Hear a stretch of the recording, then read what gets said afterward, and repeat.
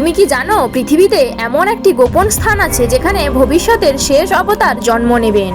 পুরাণে বলা আছে সম্ভালা নামে এক রহস্যময় স্থান আছে, যেটি মানুষের চোখে পড়ে না। এটা কোনো সাধারণ নগরী নয়। বলা হয় সেখানে জীবিত আছেন মহান ঋষি, যোগী এবং দেবত্বপ্রাপ্ত মানুষ, যারা হাজার বছরেও বার্ধক্য অনুভব করেন না।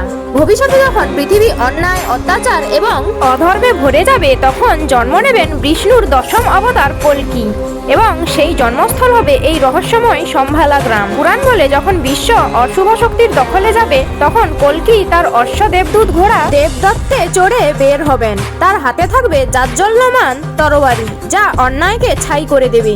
কিন্তু সবচেয়ে বড় প্রশ্ন, এই সম্ভালা কোথায়? হিমালয়, তিব্বত, নাকি অন্য কোনো লুকানো মাত্রা? আজও কেউ নিশ্চিতভাবে জানে না। সম্ভালা কল্পকাহিনী নাকি ভবিষ্যতের বাস্তব ভবিষ্যৎবাণী? তুমি কি বিশ্বাস করো, কল্কি অবতার ফিরে আসবেন?